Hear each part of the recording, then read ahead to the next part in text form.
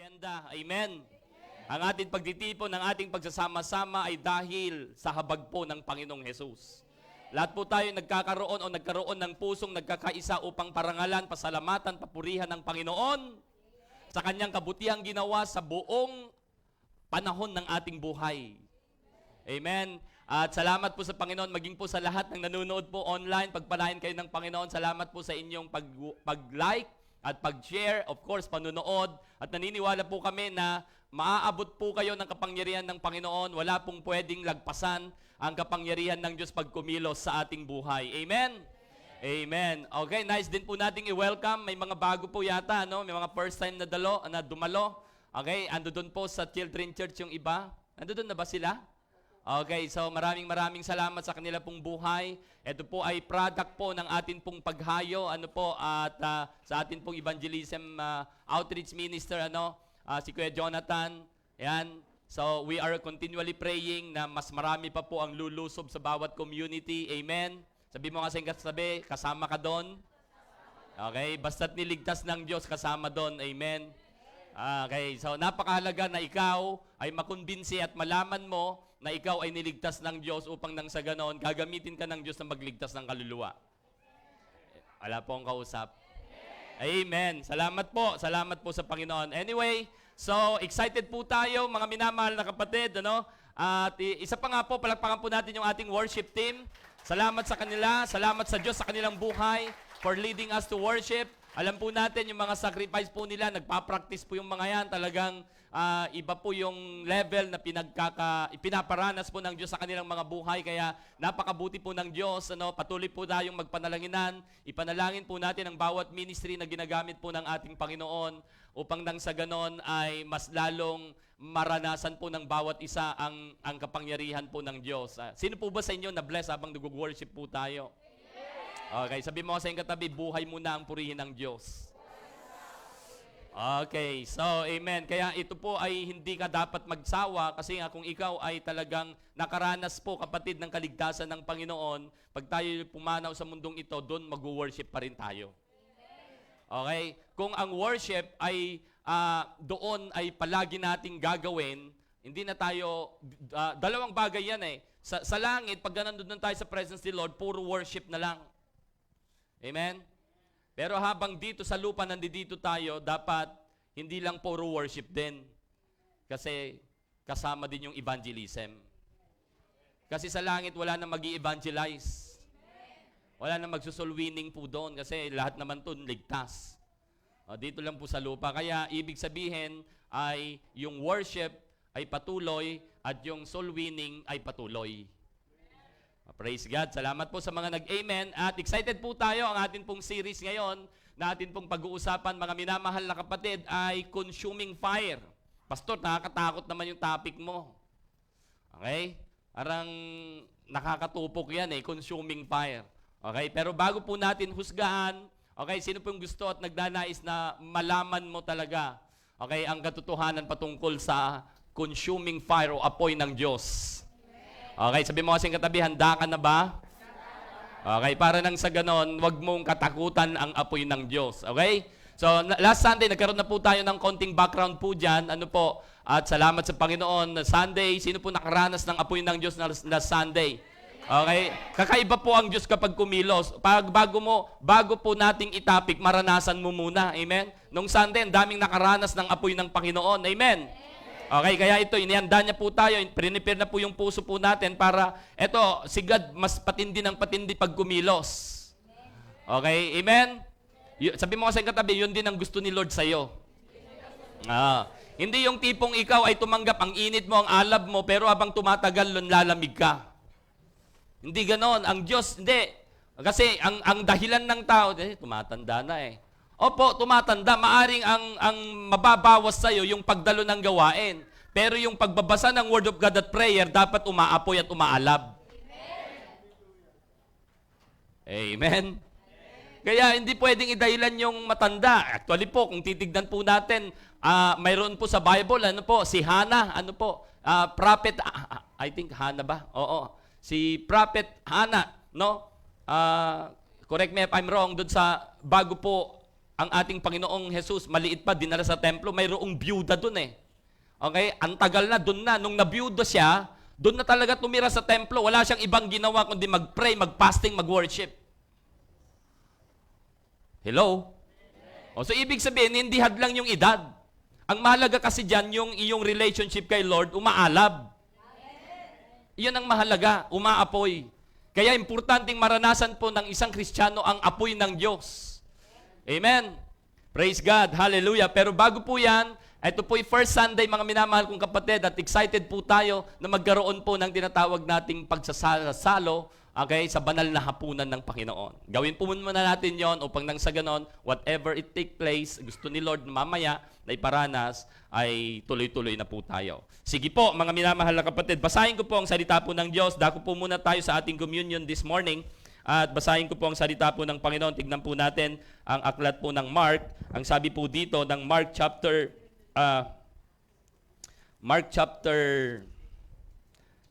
14. Okay? Mark chapter 14, ito po yung sabi po ng Panginoon. Okay? So, sa mga may Bible at nagdadala pa rin ng Bible, basahin po natin to. Okay? Mark chapter 14, verse 22. Ito po ang sabi po ng Panginoon sa kanyang salita. Habang kumakain sila, si Jesus ay dumampot ng tinapay at nagpasalamat. Ibig sabihin po, kumakain sila, kasama po yung mga alagad, kasama po yung mga apostoles niya, tagasunod niya. So, ibig sabihin, this is exclusive, okay? Pero itong banal na hapunan na nangyari po dito ay may halong lungkot kasi mayroon po ditong revelation na mahahayag na po na si Judas ang magkakanulo sa kanya. Dito po inihayag ng Panginoon, dito po sa tinatawag po nating the Lord's Table o banal na hapunan. So habang kumakain sila, si Jesus ay dumampot ng tinapay at nagpasalamat sa Diyos. Ano pong ginawa ni Lord Jesus? Nagpasalamat sa Diyos. Okay, take note po yan ha, nagpasalamat sa Diyos. Pagkatapos, kanyang pinaghati-hati ang tinapay at inabot sa mga alagad. Kanino inabot yung tinapay? Sa mga alagad. Okay, so because they are belong, no, to Jesus. So kanyang binigay, sinabi niya, kunin ninyo ito at ito ang aking katawan. Okay? Yung tinapay, sabi niya, kunin niyo ito. Ito yung aking katawan. Okay? So symbolically, yung tinapay, kumakatawan kay Lord Jesus. Okay, kaya sabi niya, kunin nyo, ito yung aking katawan. Verse 23, dumampot din siya ng kopa at matapos magpasalamat sa Diyos, ay iniabot din niya iyon sa kanyang mga alagad at uminom silang lahat. Uminom silang lahat. So yung kopa, ibig sabihin po ito, katas po ng ubas. Okay? At ang simbolo po nito ay yung dugo ng ating Panginoong Jesus. Kaya atin pong kinagisnan, mga minamahal na kapatid, atin pong kinagisnan, hindi po tayo kinagisnan po natin, tinapay lang, ang atin pong tinitake pagka tayo pinagkukomunyon. Hello? Di ba? Pero nakita po natin dito, tinapay at kopa o katas ng ubas. Bakit po? Kasi symbolism po yan. Okay? Yung tinapay, sisimbolize ng katawan ni Kristo, yung kopa o katas ng ubas, nagsisimbolize ng dugo ni Kristo na ating Panginoon. Okay? So, sinabi niya, ito ang aking dugo, verse 24, pinapagtibay nito ang aking tipan, pinagtitibay nito ang tipan ng Diyos. So, yung dugo, pinagtitibay yung covenant, yung pangako ng Diyos. Ang aking dugo ay mabubuhos para sa marami. Okay? Yun po, pinipicture na po dito yung pagkapako ng ating Panginoong Yesus at siya'y duguan at bubuhos ang kanyang dugo. Okay? Para sa marami. Okay? Para sa marami. So, ibig sabihin po, yun po yung maghuhugas sa ating mga kasalanan, mag-aalis sa ating mga kasalanan. Tandaan ninyo, sabi niya, hinding-hindi na ako muling iinom pa ng katas ng ubas. Malinaw na yung kopa, katas ng... Okay, di po ba? So, malinaw po, Hindi po yun alak, kundi katas ng ubas. Okay? So, katas ng ubas hanggang sa araw na inumin kong panibago sa kaharian ng Diyos. Pagkatapos dito, verse 26, umawit sila ng isang himno. Okay, may awitan, may worship. Pagkatapos ay nagpunta sila sa bundok ng mga ulibo. So ito po ang salita po ng Panginoon. Inihiling ko po ang bawat isa, tayo po ay magsitayo. Hallelujah. At tayo po ay sama-samang tatanggap ng tinapay. Ano po yung tinapay? Simbolo ng? Okay. At kopa, katas ng ubas. Simbolo ng? dugo ng ating Panginoon. Na ibig sabihin, ikaw at ako ay sumampalataya kay Kristo, ipinapahayag mo sa pamamagitan ng pagtanggap na ito. Amen? So, ang bawat isa ay tatanggap kasi you are belong to Jesus. Okay? Hindi lang tinapay, kundi ang tatanggapin mo ay katas ng ubas na simbolo ng dugo ng Panginoon. Sige po, let's worship the Lord. Hallelujah. At itinatawagan po natin ang ating mga ushers at ipagkaloob sa inyo, sa bawat isa po sa atin, paglingkuran tayo. Amen. Tanggapin niyo po ang tinapay na simbolo ng katawan ng Panginoon. Mga kapatid, tanggapin ninyo ang kopa na simbolo ng dugo ng Panginoon. Mga kapatid, huwag niyo munang kakainin. Hintayin niyo po yung aking hudyat para sa ating pagsasabay-sabay. Purihin po ang Panginoon. And let's worship the Lord while we are waiting at tanggapin. Thank you, Lord Jesus. Thank you for your mercy. Awit po na tayo ng himno o di kaya awiting pagsamba sa Panginoon, kagaya ng mga alagad.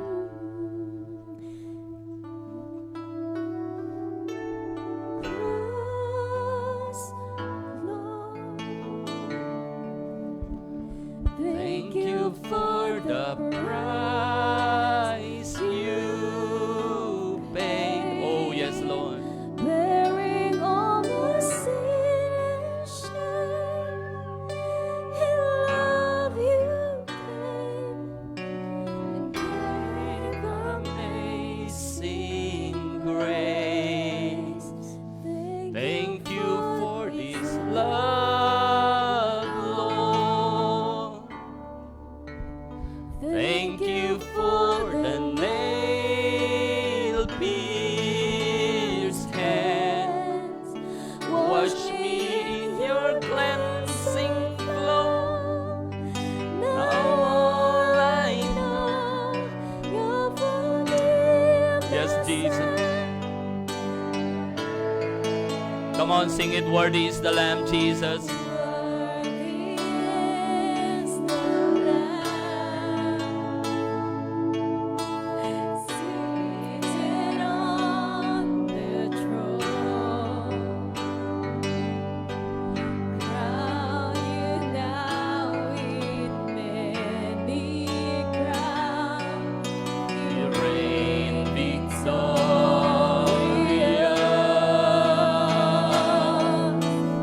High and lifted up, Thank you, Lord Jesus. Jesus, Son of God, the darling of heaven crucified. Worthy is the Lamb.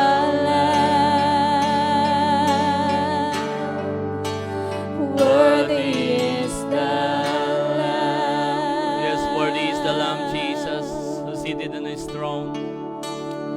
Thank you, Lord, sa oras na ito, Panginoon. Salamat sa pagkakataong iyong itinatag sa iyong salita na minsan pa sa pamamagitan ng banal na hapunan, nais mong makasalo ang iyong mga hinirang. You reign victorious.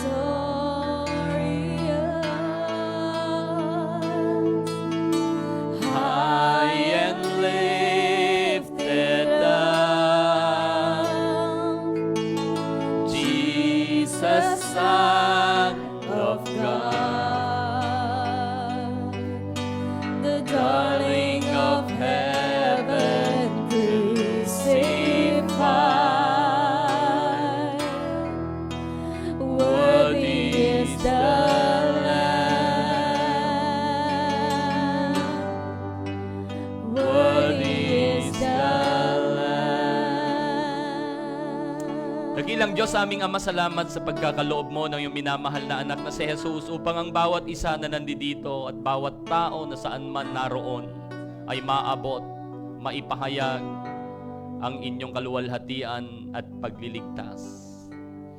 Salamat, O Diyos, sa pagkakataong kami muli ay makaharap sa inyong banal na hapunan na itinatag, na amin pong itinuturing, O Diyos, na isang napakabandang pagkakataon upang kami, O Diyos, ay inyong patuloy, hallelujah, na pagpalain. Tulungan niyo po ang bawat isa, pakalinisin, pakabanalin. Nananalig at nananampalataya po kami na ikaw ay namatay, muling nabuhay para sa amin. At muling babalik at kami kukunin at dadalhin sa kung saan ka naroon. Gusto mo nandoon din kami.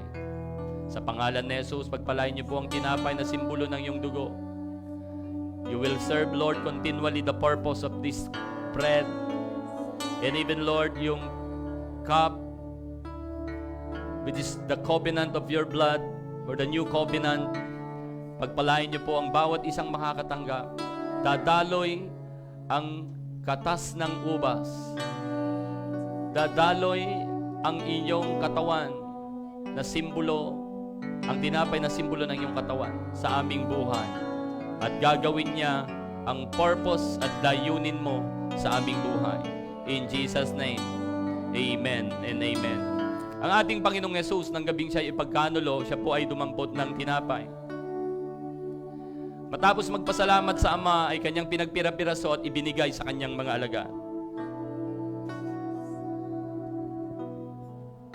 At sinabi ng ating Panginoon, ito ang aking katawan na inihahandog ko para sa inyo. Sa tuwing ito'y inyong kakainin, gawin nga ninyo ito bilang pag-alala sa akin. Mga minamahal na kapatid kay Kristo, kainin po natin ang tinapay na simbolo ng katawan ng ating Panginoon.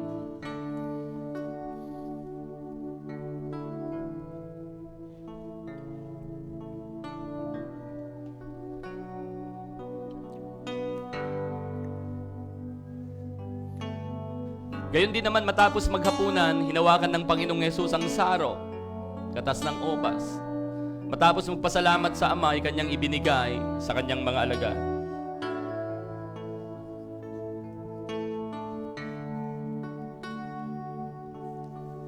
At sinabi ng Panginoon, ito ang saro ng bagong tipan na pinagtitibay ng aking dugo. Sa tuwing ito'y inyong iinumin, gawin nga ninyo ito bilang pag-alala sa akin. Mga minamahal na kapatid kay Kristo, inumin natin ang saro na simbolo ng dugo ng ating Panginoong Hesus.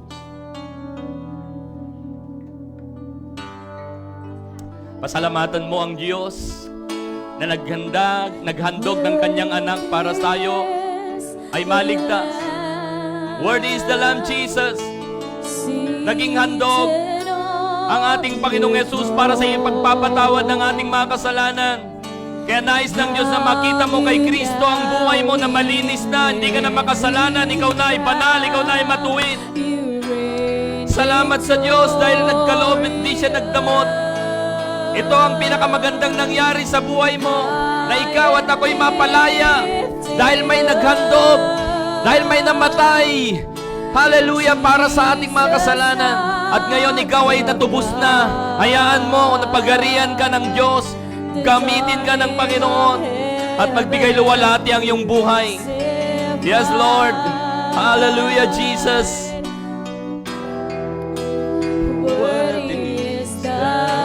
Worthy is the Lamb. Hallelujah. For the last time. Worthy is the Lamb seated on the throne. Oh, hallelujah, Lord. Maraming salamat. Crown you now with many crowns. You reign victorious. Yes. High and lifted up. Jesus, Son of God, the darling of heaven, crucified. Worthy is the Lamb. Worthy is the Lamb. Worthy is the Lamb. Sige po, palakpakan po natin ang Panginoon. Ibigay natin ang pinakamataas karapat dapat, kahanga-hanga, walang katulad na Diyos. Salamat sa iyong pagliligtas. Salamat sa iyong ginawa, O Diyos. Hallelujah. Sa iyo magpakailanman ang papuri. In Jesus' name, everybody say Amen. Amen. Makakaupo na po tayo, mga minamahal na kapatid. Pagpalain tayong lahat ng ating Panginoon. Hallelujah. Wow. Isa pong napakagandang pagkakataon muli na tayo po ay makasama, makadaupang palad ng Panginoon ayon sa kanyang utos na patuloy po nating gagawin. Amen. Ang pagkakataong ito. Praise God. Praise the Lord. Hallelujah. Thank you, Lord. Grabe. Ibang-iba po ang pakiramdam. Amen. Ibang-iba. Napakabuti po ng Diyos. Okay, sige po, tuloy-tuloy po tayo. Consuming fire, ano po, at sa oras pong ito, aking dalangin na talagang ang Diyos ay patuloy minsan pa na magparana sa iba't ibang kapamaraanan. Hindi ko po alam kung ano po yung mga kailangan, pinagpipray mo ngayon, but one thing we need is God alone. Siya lang. Amen. Okay, sige po, to God be the glory. Hallelujah. Okay, sige po, consuming fire. Ayan, ano po natin? Start na po tayo. Praise God. Ayaw yata. Pasuyo. Sorry. Ako po nagkamali. Naka-close. Consuming fire. Ayan. So, eto po isang picture. Ano po? Wala ba yung isa pala? Sorry. Napindot ko yata. Iyon, consuming fire. So, salamat po sa Panginoon dahil binigyan po tayo ng revelation. Ito po yung ating pag-uusapan sa buwang April. Magkamali na naman ako. Kaya sabi mo nga sa iyong katabi, sana dalangin ko matapos mo. Amen? Matapos mo. Tuwing linggo, abangan mo to. Amen? Dapat nandito ka. Amen?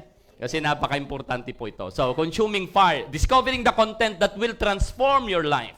Ang pag-usapan po natin ay tutungo at dadako po tayo. Siyempre, alam po natin, Pastor, alam ko yan, ang Diyos may apoy. Ang Diyos, nabasa ko sa Bible, nagpababa siya ng apoy. Pero ang ating tutuklasin dito, ano ba ang nakapaloob sa apoy na to? Ano ba ang laman ng apoy? Okay? Ano ba ang laman ng apoy na to? Yun po yung ating i-discover. At kapag na-discover mo yun, nalaman mo yun, ito pala yung laman ng apoy, I'm sure, with the power of God, babaguhin niya ang buhay mo. Amen. Kasi si Lord laging after siya sa pagbabago ng buhay. May kausap po.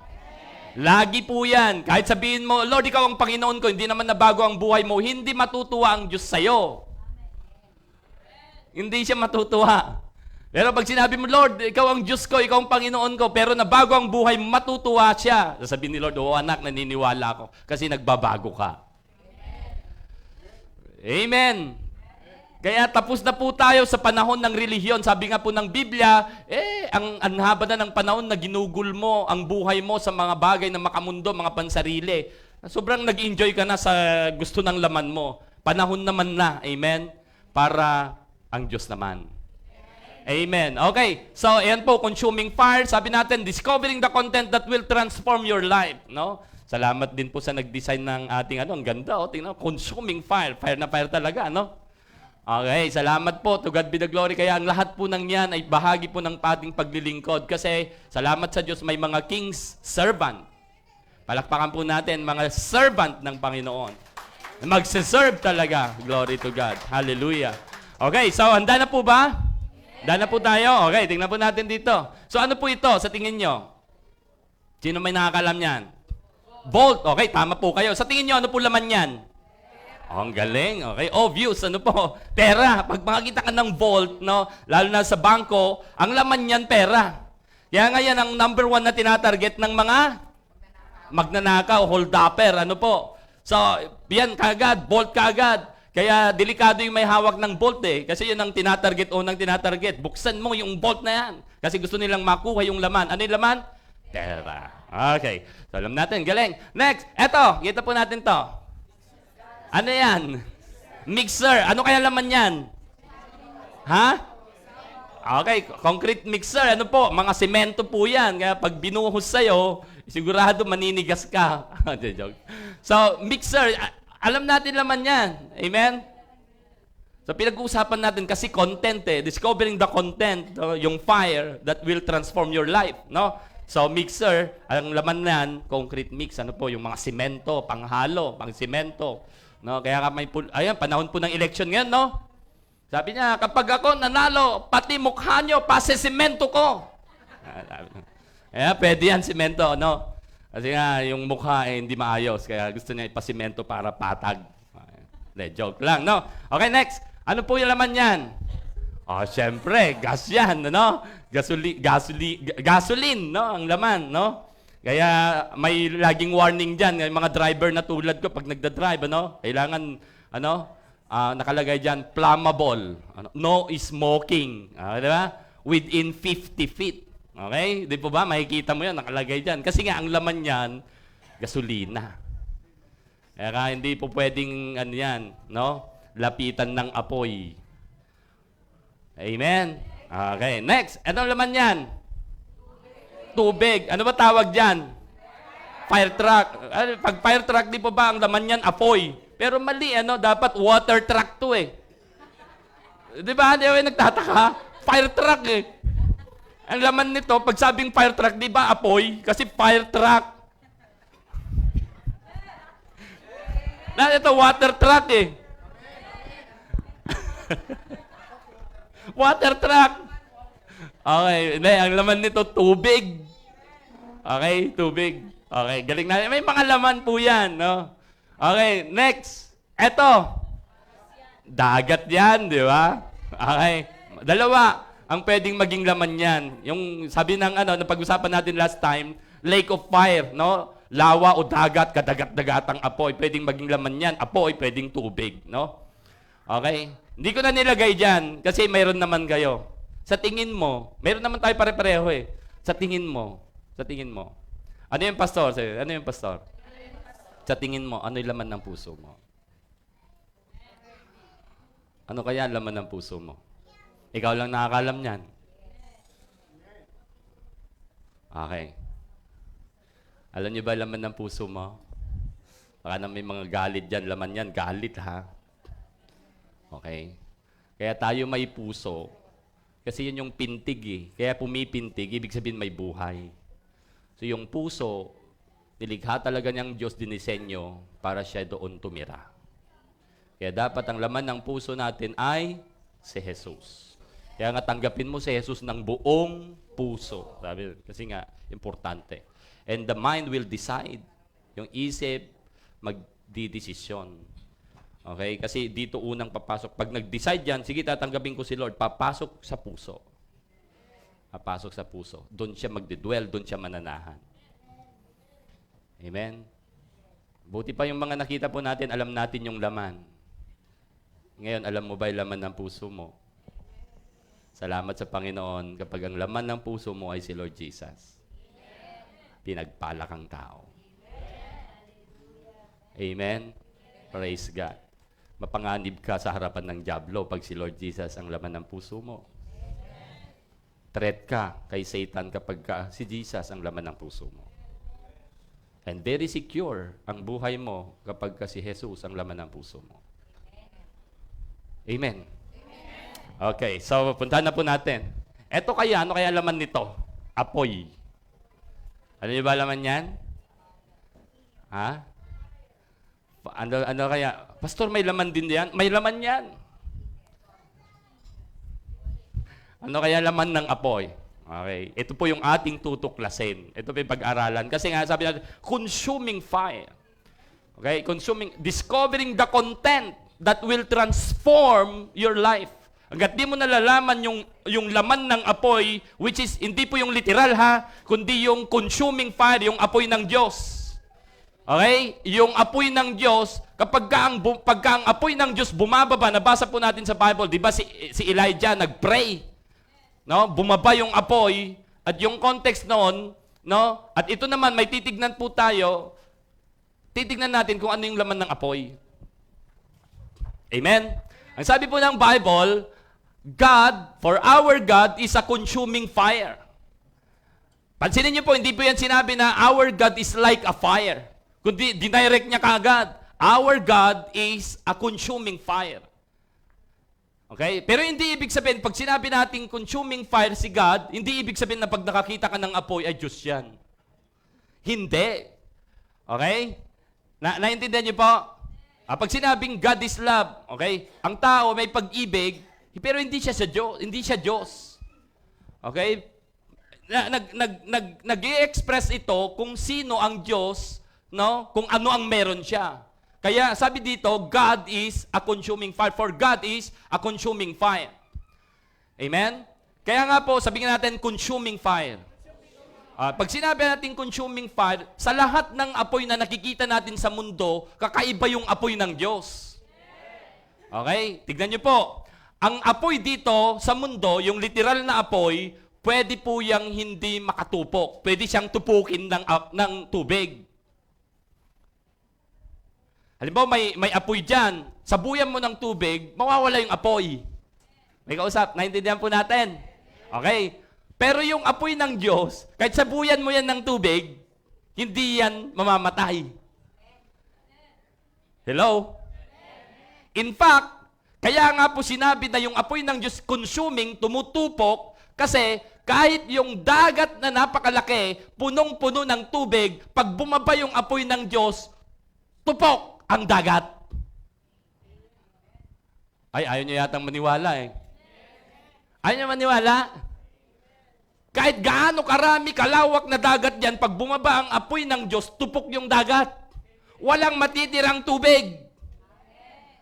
Because God's fire is a consuming fire. Kaya kahit yung mga bakal, yung apoy ng Diyos, kaya niyang tupukin. Ganyan katindi yung consuming fire ni Lord. Kaya nga, for our God is a consuming fire. And then sabi natin, balikan natin, ano yung laman niyan. Okay, basahin po natin sa Bible. Ito po yung sabi po ng Panginoon sa kanyang salita. 2 Chronicles chapter 7, verse 1. Ano po, hanggang verse 6 po ito. And then bilisan po natin, basahin po natin. When Solomon finished praying. Ano pong ginawa ni Solomon? Nag-pray. When Solomon finished praying, fire came down from heaven and consume the burnt offering and the sacrifices. And the glory of the Lord filled the temple. Yan po ha. Okay. And then, verse 2, the priest could not enter the temple of the Lord because the glory of the Lord, naka-highlights po yan, kulay dilaw, the glory of the Lord filled it. Hindi na makapasok yung mga priest para makapag-serve doon sa temple kasi yung temple punong-puno na ng glory ng kaluwalhatian ng ating Panginoon. Okay? Next, tuloy po natin sa verse 3, tingnan niyo po, when all the Israelites saw the fire coming down.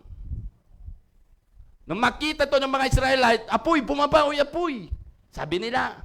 Nung makita nila, ano ginawa? And the glory of the Lord above the temple, ano ginawa nila?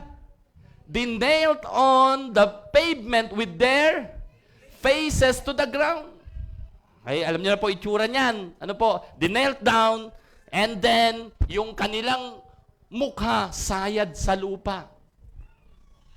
Anong makita nila? Apoy, bumaba. Okay, next. Ano pa? They worship. Sino kaya na winworship po nila? Si God. They worship. Ano pa? And gave thanks to the Lord. And then, ano pa? Saying, He is good. He is good. He is good. Sabi nila. And then, His love endures forever. Magbaba ng apoy. Grabe. Amen. Okay, kakaroon na ng idea. Yan po natin. Then the king of all the people offered sacrifices before the Lord.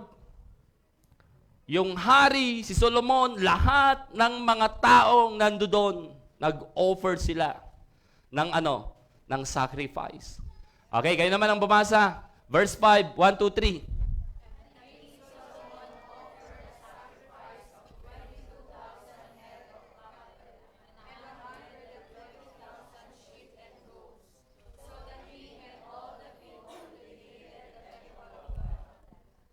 Kita niyo po, ang dami nilang sinacrifice. So talagang tuwang-tuwang nag-offer si King Solomon because of that fire na bumaba.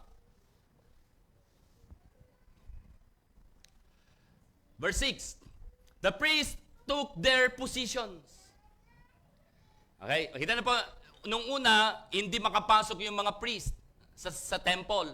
Bakit? Punong-puno ng glory. Amen?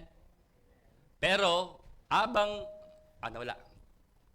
nagpapatuloy, itong mga priest took their positions. Yung kanilang ministry. Ang ginawa nila, as did the Levites, yung ministry din sila. With the Lord's musical instrument. O, ibig sabihin, nag-worship na sila.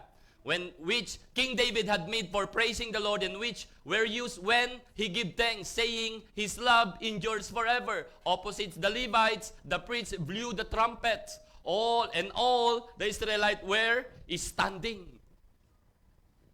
Yan po yung nangyaring eksena. Amen? So ito po, binasa po natin. So ano yung ating pong tanong kanina? Yung content ng fire. So tingnan po natin, what is in the fire? May bumabang apoy. Pagkatapos mag-pray si Haling Solomon, may bumabang apoy. Sinunog yung burnt offering. Sabi natin last time, kapag walang offering o burnt offering, nasusunugin, pag bumaba yung apoy ng Diyos, yung mga tao na doon, sila yung matutupok.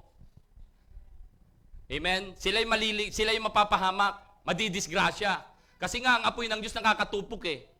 Pero, ito po yung sabi natin, worthy is the Lamb. Si Lord Jesus naging offering, naging burnt offering sa ikipagpapatawad ng ating kasalanan upang hindi tayo madisgrasya, mapahamak.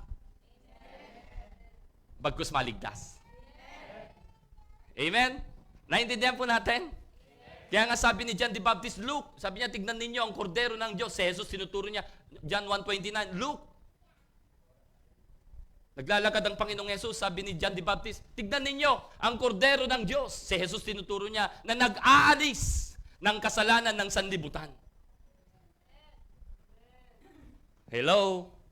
Ito natin. Okay, tuloy natin. What is in the fire? Number 1, makikita po natin, i-check muna natin. Kasi yung fire, bago natin puntahan. So, yung fire, yung literal na fire, ito po yung tinatawag nating fire triangle. Ano? Fire triangle.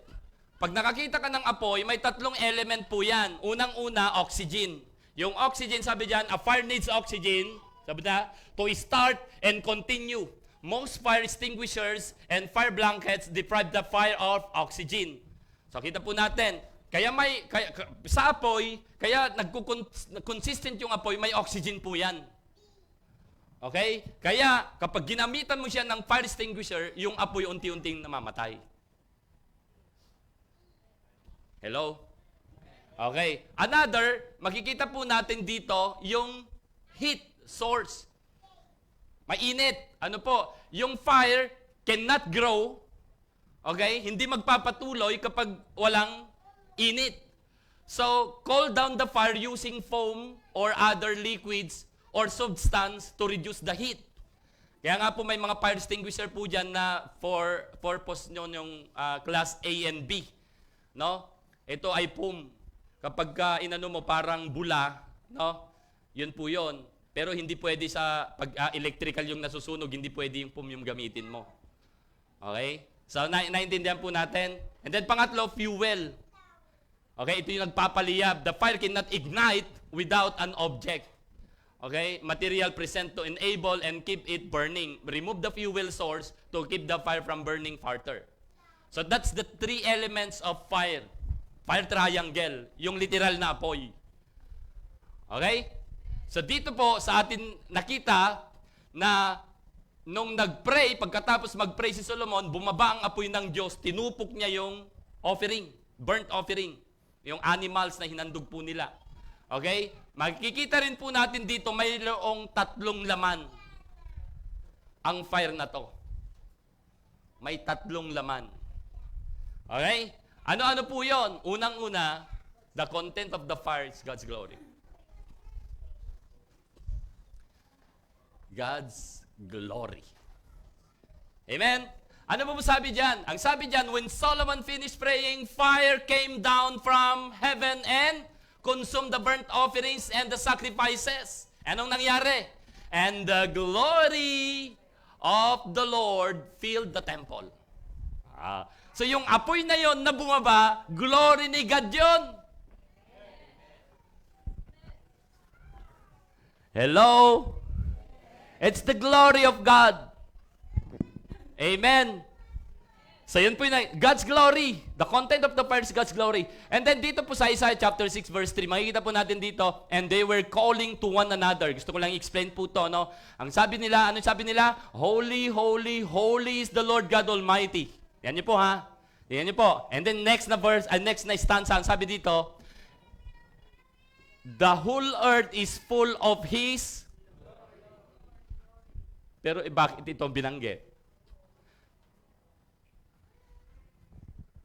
Di ba kung tutusin, holy, holy, holy is the Lord Almighty. The whole earth is full of His holy. Dapat. Pero glory ang ginamit. Kasi mananatili po yung salita ng Diyos na ang Diyos ay banal. Amen?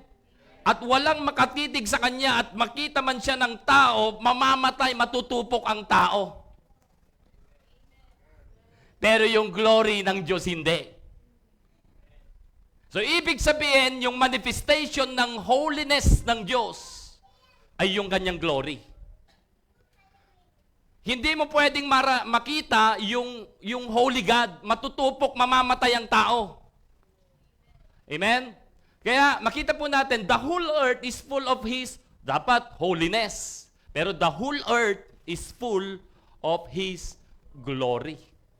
Kaya yung apoy na yon, kapag apoy na literal yon at yung kabanalan ng Diyos ang bababa doon, matutupok. Kung siya mismo ang bababa, no? Siya mismo, matutupok ang tao. Mamamatay ang tao. So yung apoy, naglalaman ng glory ng Diyos. Okay, tignan po natin to. The glory of God is the manifest beauty of His holiness. Okay, ano pong ibig sabihin yan? Pag sinabi nating holy ang Diyos, ibig sabihin po niyan, separate. Nakahiwalay siya. Kasi hindi mo siya pwedeng ihalo. Amen? Ang lahat ng tao makasalanan, hindi pwedeng humalibilo ang Diyos dahil siya'y banal. Kapag humalibilo sa atin na makasalanan, mamamatay tayo. Hindi siya pwedeng makiadaupang palad, ganon. Hindi siya pwedeng makipagmingle sa tao. Kasi siya'y banal. Oh, that's why, pag sinabing holy, separated, unique, wala siyang katulad. Ikaw usap. Okay, so, pero, magmamanifest yung holiness, yung pagiging holy o bilang Diyos na holy, magmamanifest siya upang ikaw at ako ay hindi mapahamak at matupok doon sa tinatawag nating glory. At tingnan niyo po, the glory of God is the manifest beauty of His holiness. Okay? Holiness, magmamanifest siya ng glory. Yan yung beauty. Para makita mo yung beauty ng Diyos, hindi mo siya makita in His holiness, makikita mo siya at mararanasan in His gloriousness. Naintindihan po natin yung first stanza. The glory of God is the manifest beauty of His holiness. Kasi kung dadirect ka agad sa holy God, hindi kaya. Matutupok tayo. Kaya gusto niyang i-display yung kanyang holiness. Gusto niyang iparanas ang beauty ng kanyang holiness sa kanyang glory. Kaya nung bumaba ang apoy, yung temple napuno ng kaluwalhatian ng glory ng Diyos. Naintindihan po? Naintindihan? Sabi po dito, it is the public or going public of His holiness. Yan. Hindi siya pwedeng maipublic yung kanyang pagiging holy, pero may i-display yung beauty niya through glory. Kaya pwedeng i-publicize yung glory ni God, ay yung holiness ni God through glory. Pero kapag holiness, hindi. Naintindihan po natin? That's during the Old Testament time, no? Okay, so kita natin. Holiness of God is classified by His perfection. Kaya nakahiwalay siya. Pag sinabing holy, separated siya. Bakit? Kasi siya lang ang perfecto. Lahat na makasalanan. Okay? Naintindihan po natin? Kaya yan po, holiness of God is classified by His, una, holiness. Pangalawa, greatness. Pagdating sa pinakadakila, siya lang pinakadakila. May kausap? Amen. Ayan po, ano? Ano pa? Yung word, yung kanyang halaga. O hindi mo siya may papantay. No? Hindi, He's most precious. Yan po yung classification ng pagiging holy ng Diyos. Okay? And sabi dito, are such of a distinct and separated category. Okay? Naintindihan na po natin. Yeah, kapag sinabing, holy, holy, holy is the Lord is filled His holy, the whole earth is filled with His holy. Hindi His glory, ginamit. Kasi holy, holy, holy, and then magmamanifest ng glory. Hindi holy, holy, holy, magmamanifest ng holiness. Hindi natin kaya yon. Glory. Kaya even si Moses, Lord, sabi niya, gusto kong makita yung mukha mo eh. Ay hindi, Moses, delikado. Parang iiano ko lang, delikado, mamamatay. Wala. Kaya ang kanyang pinakita yung kanyang, glory. Tinakpan niya para hindi mamatay, si Moses, yung likuran lang niya, nakita niya. Ang nakita. Which is the glory of God. Kasi hindi nga pwedeng makita ng tao ang Diyos. Kasi siya'y banal. Mamamatay ang tao. Matutupok ang tao. Kaya yung apoy nag-manifest siya as the glory of God. Doon, save tayo. Naintindihan po natin.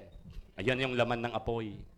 Yun yung laman ng apoy. Okay. So, dito po, 2 Corinthians chapter 3, verse 4, sabi dito, and even our gospel is veiled. Ano po? Yung gospel, yung word of God, ano raw? Ano raw? Veiled. Ano ibig sabihin noon? Natalukbungan. Sabi dito, and even our gospel is veiled, it is veiled to those who are perishing.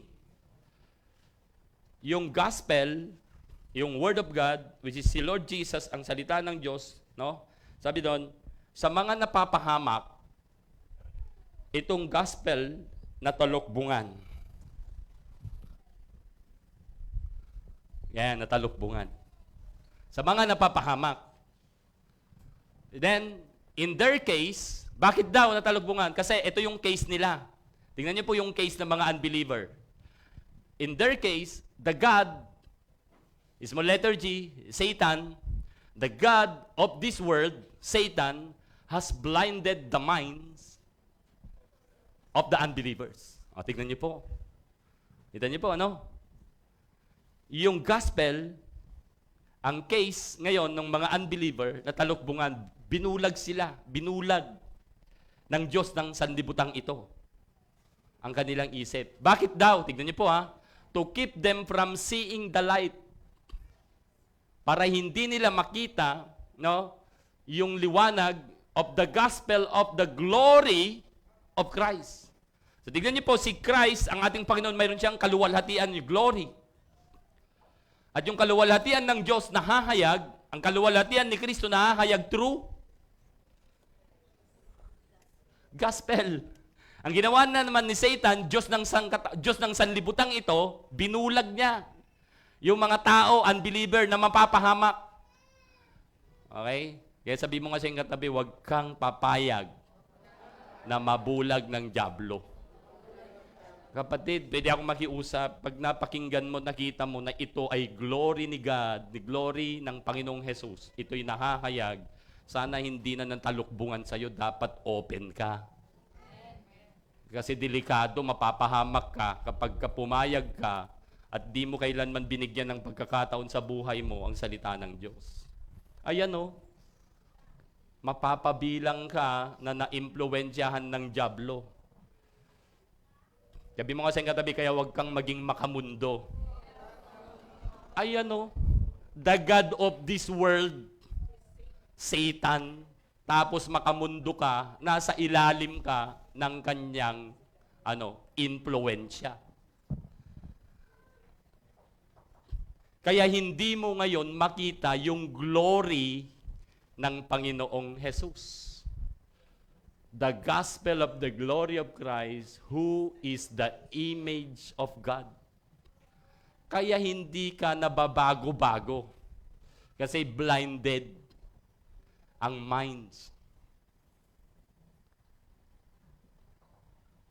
Kaya ang salita ng Diyos kailangang mahayag. Dahil kapag nahahayag yung glory ni Christ. At ikaw naman ay naa-unveil. Yung talukbong naaalis. Nakikita mo ngayon yung kaluwalhatian ni Kristo sa pamamagitan ng salita ng Diyos. Palakpakan nga po natin ang Panginoon. Hallelujah! Sabi mo nga sa iyong katabi, salamat sa Diyos, hindi ka bulag. Hindi, Pastor, nakakita ko, hindi, yung isip mo ang binubulag. Amen? Kaya sana po, kapatid, nakikiusap po ako sa inyo, mahalin nyo salita ng Diyos. Dahil nakahayag yan yung glory, kaluwalhatian ni Kristo. Kaya nung minahal ko ang salita ng Diyos, nabago ako. Sabi mo nga sa katabi, yung glory ni God ang bumabago sa iyo. Amen! Hallelujah! Without the glory of God, di ka ma-change, di ka matatransform. Kaya nga, kailangan po yung fire na yon, nung bumaba yung fire, ang laman nun, glory ng Diyos. Amen. Okay, 2 Corinthians 3:18, tingnan niyo po, but we all, with unveiled face. Kanina, nabasa po natin dito. Ito po yung, kanina, the gospel is veiled. Yung gospel, natalukbungan. Pero, pag mananampalataya ka, ang sabi ulit ni Apostol Pablo, we all with unveiled face. Naalis nyo na yung talukbong. Mananampalataya ka eh. So, hindi ka na natalukbungan ni Satanas. Natanggal na yung talukbong sa'yo. Okay? Ano na ngayon nangyari? Beholding us in the mirror, beholding us in the mirror, ano yon? The glory of, amen? Pag sinabing beholding, sumisimbolo, you behold the Word of God. And then, ang nangyayari, the glory of the Lord. Nagmamanifest sa buhay mo. Beholding the mirror, the glory of the Lord are being, transformed. Okay? The gospel of the glory of Christ, who is the image of God. Sino yung image of God na tinutukoy dyan? Si Christ. Tignan niyo po ito ha. Kapag naranasan mo yung glory ng Diyos, makikita mo, sabi dito, being transformed, sabi, the glory of the Lord are being transformed into the same. Kaninong image? Si Christ. Same image. From glory. Palakpakan mo ang Panginoon. Kaya kailangan mo ang apoy ng Diyos. Because the fire of God's the glory of God. Wala, ang lulungkot nyo. Just as by the Spirit of the Lord. Okay, kita po natin, yung laman ng apoy ay glory ni Lord. The goal is not to be destroyed by God's glory, but to be transformed from glory to glory. Yung glory ni Lord, alam niyo kapag yung apoy na bumaba, hindi naglalaman ng glory ni God, tupok yung mga tao. Madi-destroy sila. Pero yung fire na yon na bumaba, naglalaman ng glory ni God. At ang goal, i-transform yung tao. Hindi i-destroy yung tao. Kaya pasalamatan po natin ang Panginoon, palakpakan po natin ang Panginoon. Salamat, Lord. Amen. Amen. Hallelujah. Ay, tingnan po natin to. Pangalawa, ano yung laman ng apoy? God's goodness. Bakit, Pastor? Saan mo nakuha yan? Tingnan po niyo. Tingnan po. Ang sabi po ng verse 3, when all the Israelites saw the fire coming down in the glory of the Lord, yan po yung una, above the temple, they knelt down, they knelt on the pavement, on their faces to the ground, and they worship and give thanks to the Lord, saying, Ang sabi nila, He is good. Nang makita nila yung apoy, sabi dito, when the Israelites saw the fire, ano sabi nila? He is good. Ay, di ibig sabihin, yung apoy na yan, naglalaman ng glory ni God. Pangalawa, yung naranasan nila, yung goodness ng Diyos.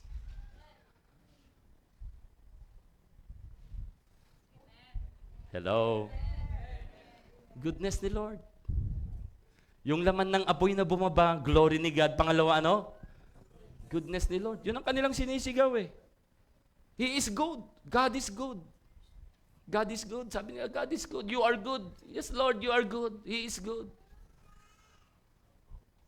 So, ibig sabihin kung ano yung sinisigaw nila, yun ang naranasan nila. Kaya nung bumaba ang apoy, naranasan nila, nakita nila yon, nakita nila yung glory, and then nag-manifest yung glory, ano yung lumabas sa kanila? Ang Diyos ay mabuti! Naranasan nila ang kabutihan ng Diyos. Hallelujah. Sabi mo kasi yung katabi, mabuti ba ang Diyos sa'yo? O, siyempre naman, ikaw ang hindi mabuti sa Kanya. Amen. Ang Diyos mabuti. Yan ang kanilang sinigaw. This is the content of the fire. God's goodness. Okay, so assuming yung fire na bumaba, and then nakita yung glory, pangalawa, goodness. So, yung goodness, yung God's goodness, consume, tutupukin niya lahat ng masama o evil na ating pinaggagawa. Di kausap? Di ba, ano po yung kasalungat? Ano kasalungat ng mabuti? Oh. Di ba? Kaya yung fire na kung saan it content the goodness of God, yung fire na to kinonsum niya, tinupok niya, tutupukin niya lahat ng masasama, lahat ng tinanim ng kaaway na masama sa isip, sa puso natin, lulusawin, tutupukin ng kabutihan ng Diyos. Kaya makikita yung matinding pagbabago sa buhay mo because the fire of God. Kaya yung pagsisinungaling, lahat ng ginagawa nating masama, unti-unti tutupukin ng Panginoon. Hallelujah, hallelujah. Kaya po, God's goodness consume evil works in our life that leads us to repentance.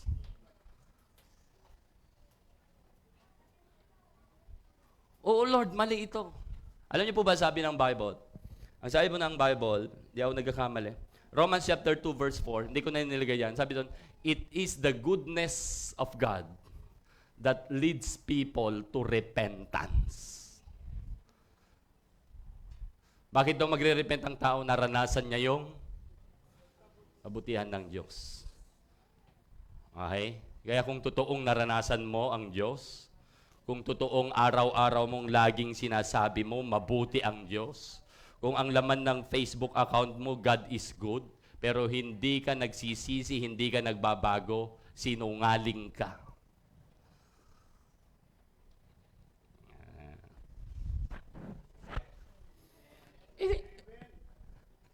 Paki-plus nga Romans chapter 2 verse 4.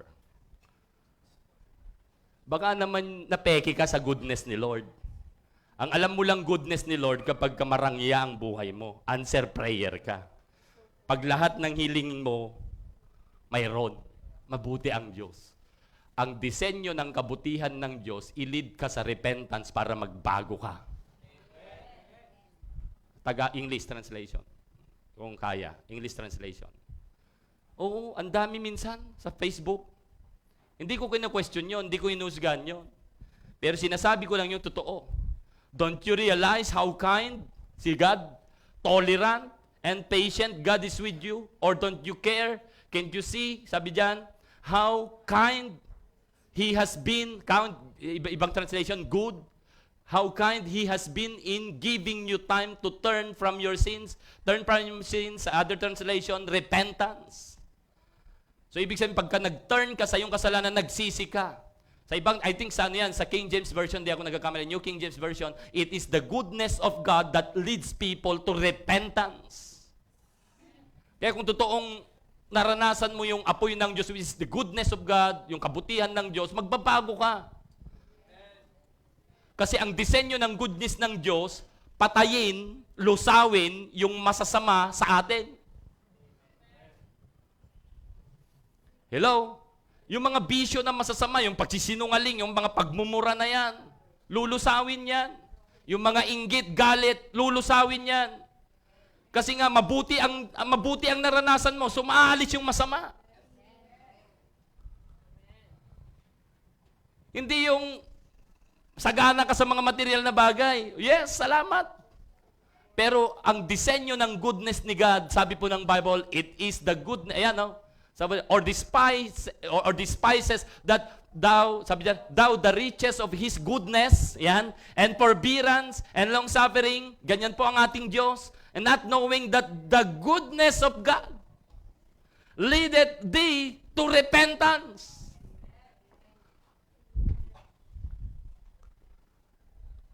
Kaya kung gusto mo talaga na maranasan ng totoong-totoo ang kapangyarihan ng kabutihan ng Diyos, nababago ka.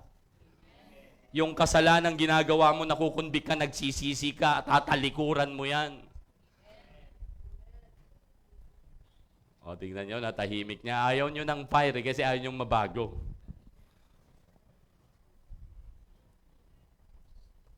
Pero sa mga gustong-gustong mabago, gustong-gusto nila yung fire ni God.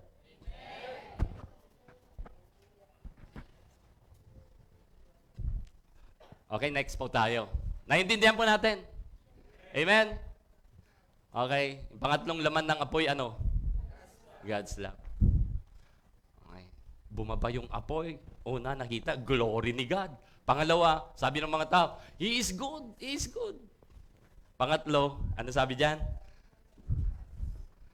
When all the Israelites saw the fire coming down, shortcut na natin, sabi nila, sabi doon, the glory of the Lord, yan, above the temple, they knelt down, then, sabi nila, He is good. Sumunod, His love endures forever. Yung laman ng apoy, glory, pangalawa, goodness, pangatlo, God's love. Tingnan niyo po, ang bait ng Diyos. Ang bait. Sobra.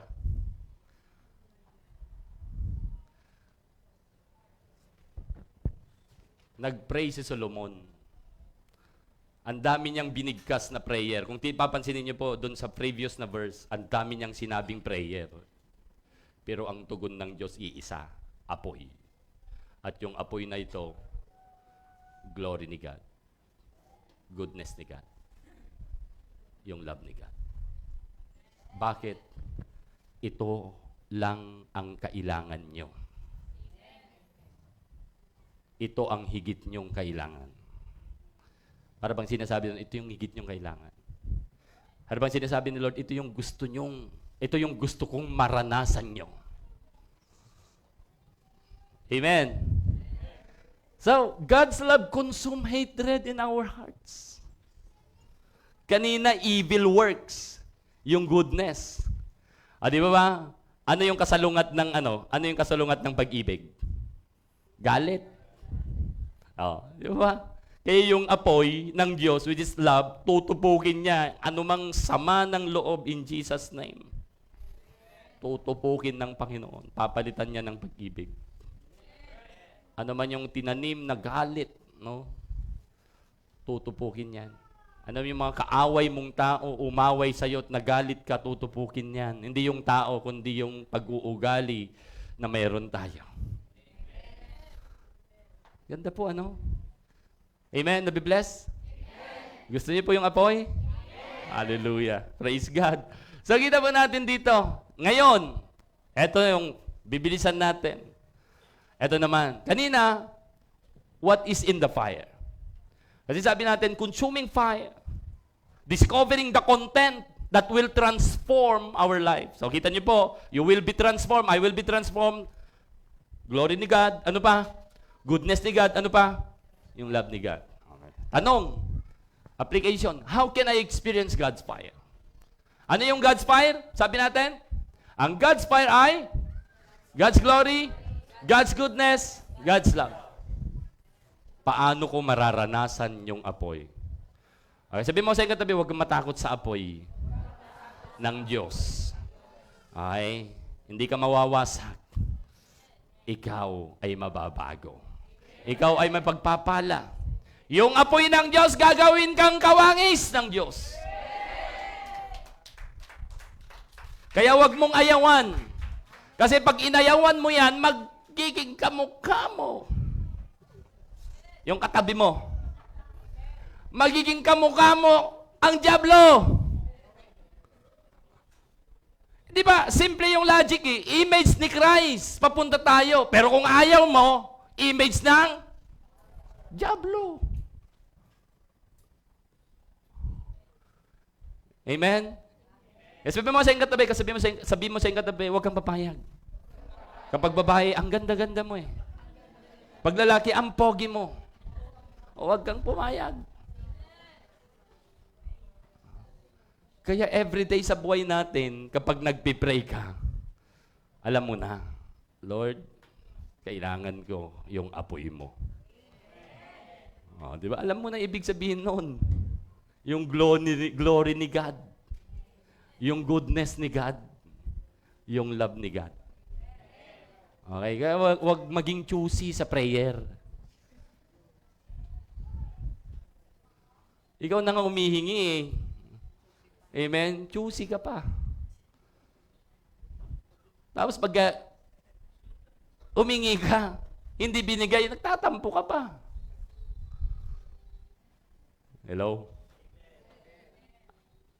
Kaya, sige, sabi ni Lord, okay lang magtampo ka kaysa mapahamak ka. Amen? Kaysa naman ibigay niya yung inihingi mo, ikakapahamak mo, edi magtampo ka na lang sa akin, mas okay. Ano bang, sa magulang, di po ba, mas okay sa atin na magtampo na sa ating mga anak, kaysa naman may hinihingi, ibibigay mo, alam mong mapapahamak. Di parang ganun yung logic po eh. Okay lang, magtampo ka na lang anak. Kasi kapag binigay ko ito, pinilit mo ito, mapapahamak ka. Ay, kausap. Okay, consuming fire. Paano natin may experience? Handa na ba? Handa na. Dito tayo magkakaalaman. Ito yung mga taong nakakaranas ng apoy ng Diyos. Ito yung mga taong naghahanap ng apoy ng Diyos. Unang-una, tignan po natin. Dedicate your life fully to God. Gusto mong maranasan yung apoy?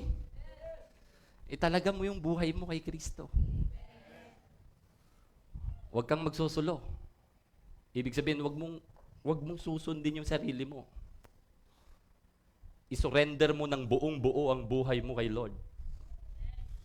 Okay? Ang context po nito, dedicating the temple, pagtatalaga. Di po ba si Haring David nagplano, nag-attempt na ipatayo yung templo ng Diyos, andun din yung desire niya, pero hindi nangyari kasi nga warrior siya eh.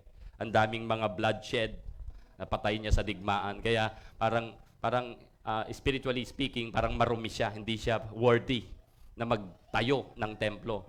Kaya yung anak niyang si Solomon ang ginamit ng Panginoon. Kasi innocent to, hindi digmaan ng nito si Solomon. Pero si David, warrior to eh. Warrior at the same time lover. Kasi the man after God's own heart, lover yon si David. Hello? Amen? Kaya sabi mo nga sa iyong katabi, hindi ka lang warrior. Lover ka. Okay? Amen? Amen. Palaban. Amen? Palaban doon sa, hindi sa mga, ibig sabihin sa mga labanan na pangtao, kundi spiritual. Okay? Dedicate your life fully to God. Number 1 yon. Okay? When you dedicate your life to God, He makes it a dwelling place. Hello? Titirhan ba ng Diyos yung buhay mo? Panananahanan ba kung di mo naman sinusuko yung buhay mo? Amen! Pag sinabing dedicate your life to God, fully to God, huwag mong uunahin yung sarili mo, unahin mo ang Diyos. Tulad nito, araw ng pagsamba, wala ka namang pasok, wala ka namang ginagawa, unahin mo ang Panginoon. Hello? Kahit may trabaho ka na, mauna pa rin ang Panginoon. Kahit may pamilya ka na, una pa rin si Lord. Kahit pinagpapala ka na ng Panginoon, una pa rin kasi siya yung nagpapala sa iyo. Dedicate your life fully to God. Pagka ginawa mo yon, titirhan ka niya, pananahanan ka niya, papasok siya, paghaharian ka niya sa buhay mo. Amen. Pangalawa, tignan po natin to. Don't live, huwag kang papayag na ikaw ay nabubuhay o mabubuhay at iiwan o live a day without prayer. So ang highlights po dyan, prayer. Amen. Anong sabi po nito? Ang sabi po dito, when Solomon finished praying. Hello. Ibig sabihin, si Solomon nagpipray, kaya bumaba yung apoy, naranasan niya ang apoy. Ibig sabihin, hindi lang si Solomon nagpipray during that time, kundi mayroon po siyang lifestyle of prayer. Sino po sa inyo nakaranas pag ikaw ay nagpipray, umaapoy ka? Lumalakas ang spiritual na buhay mo. Sumisigla ka. O, yun, naranasan mo yung fire. Pero sa inyo, sino po sa inyo nakaranas pag bihira ka ng mag-pray, nanlalamig ka? Ibig sabihin mo sa katabi, sa prayer, may apoy.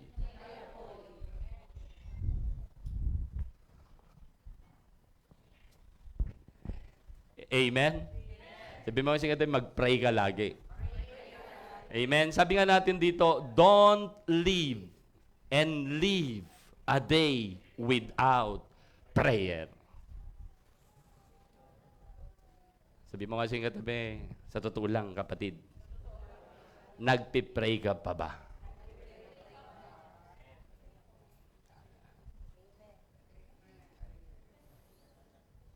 Ano sabi po? Nagpipray pa daw.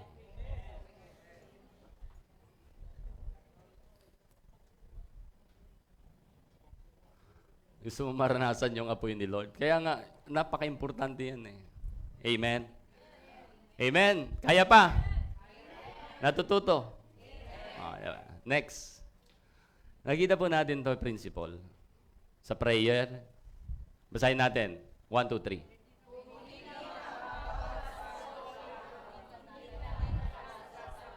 3. Yun.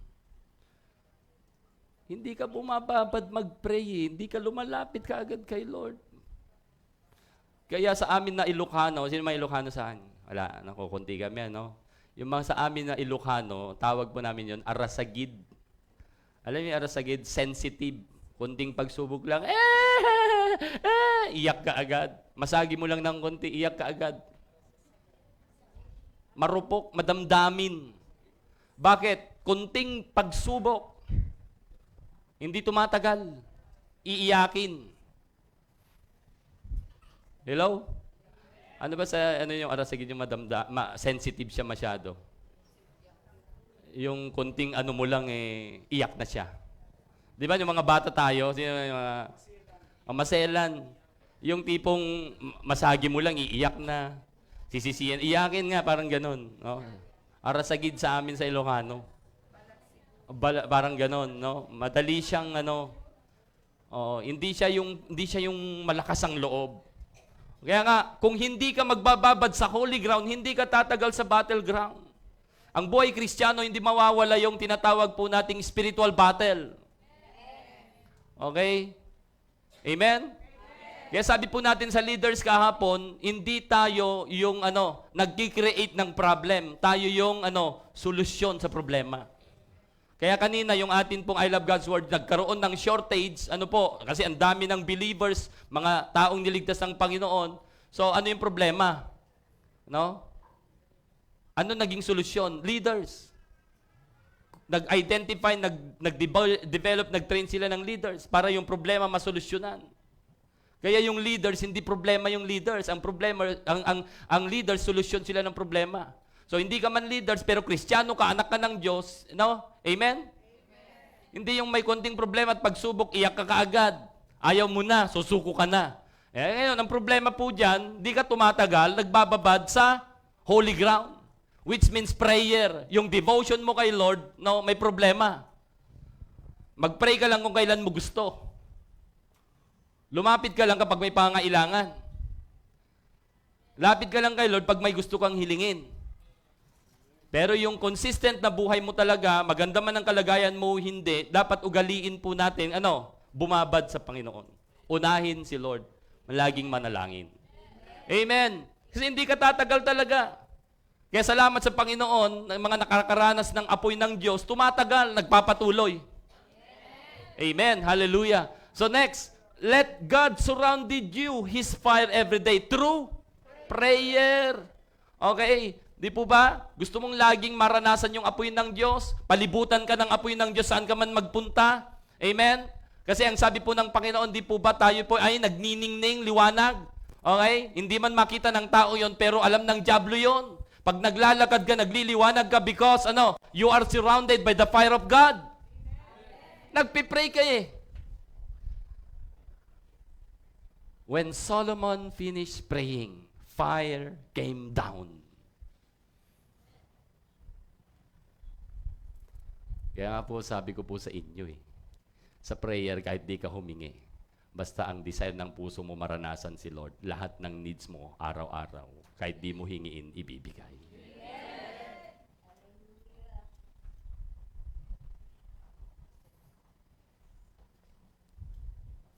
Kaya lagi ko pong sinasabi, alam niyo yung mga prayer ko, hindi yung mga bagay. Hindi, sa totoo lang. Pero hindi ko naman sinabing bawal. Oo, basta sa akin na lang kung ano yung dumating. Basta ang gusto ko lang hilingin kay Lord, Lord, maranasan kita. Lord, yung apoy mo, yung alam mo, yung presensya mo. Pagdating sa mga bagay na material, pangailangan araw-araw, hindi po ako masyadong nangihingi na. So, hindi ko sinasabing bawal manghingi. Pero ang puntos ko po dito, basta si Lord ang inuna mo, isusupply niya lahat ng pangailangan mo. Palakpakan po natin ang Panginoon. Hallelujah. Minsan may mga prayer ako, sabi ko, siyempre tayo po, minsan nakakaranas. Sabi ko, Lord, wag po akong magagalit. Yan yung mga pinagpipray ko.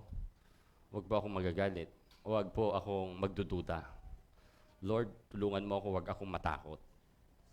Yan yung mga hinihingi ko mga prayer.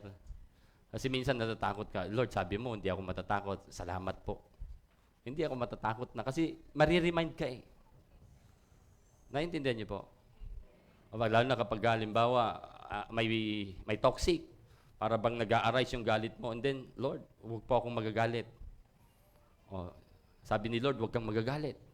Hindi ka magagalit pag na-remind ka.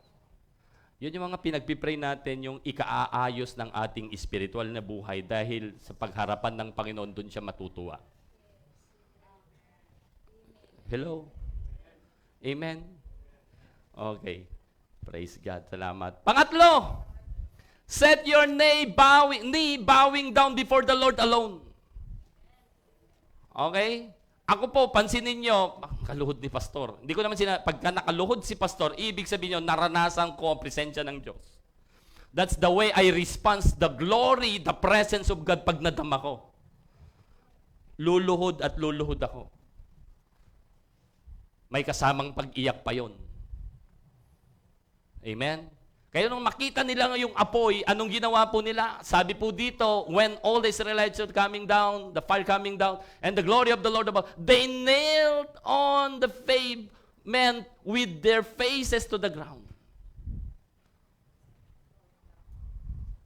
Hello? Ano ibig sabihin, Pastor, kapag lumuhod sila? Ay, kapatid, gusto mong maranasan yung apoy ng Diyos. Sabi natin, una ay, dedicate your life to God. Pangalawa, pray. Pangatlo, humble yourselves before the Lord. Sabi mo kasi katabi, huwag mayabang. Wala tayong karapatang magyabang. Amen. Dahil ang Diyos ang lahat ng gumawa, lahat ng mayroon tayo sa Diyos. Kaya dapat magpakumbaba. Hindi mararanasan ng tao ang glory ni God kapag mayayabang, mapagmataas. Amen. Hallelujah. Kaya nung marikita po nila, ang ginawa nila, ang response nila, nagpakumbaba, lumuhod, sayad lupa ang kanilang mukha. Naintindihan po natin? Okay? Kaya naman, pagka naranasan mo yung presence ni Lord, pag nag-worship, mag-bow down ka. Hindi ka hihiya ng mag-bow down kay Lord. Amen?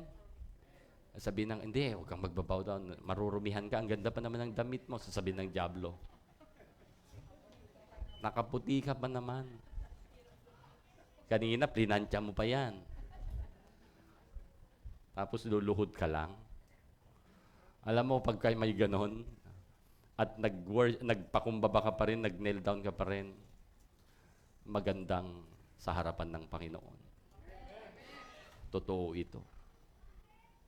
Amen?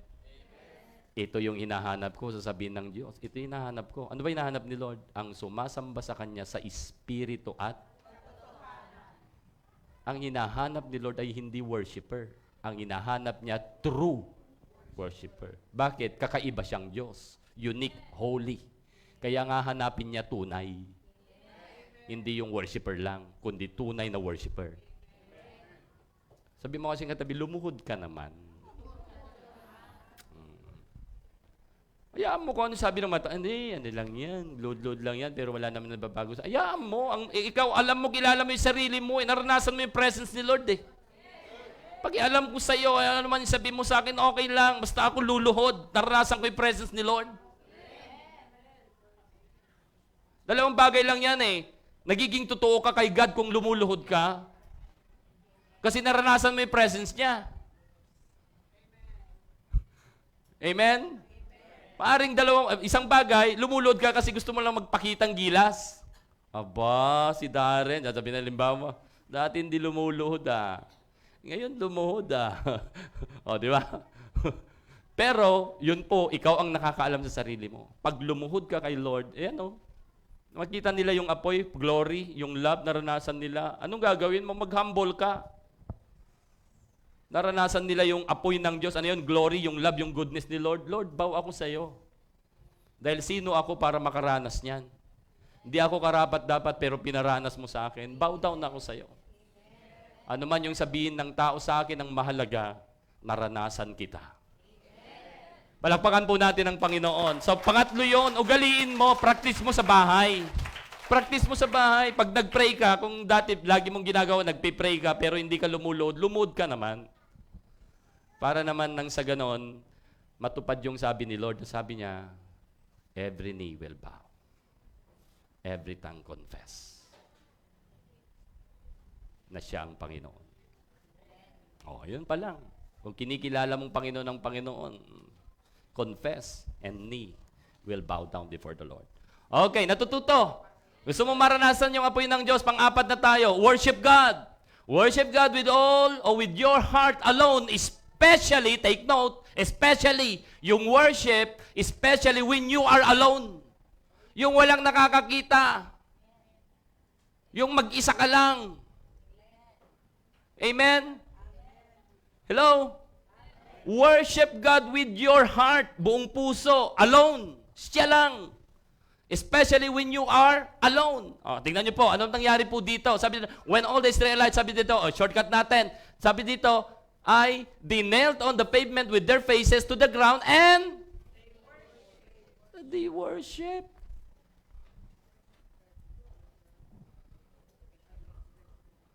Hey.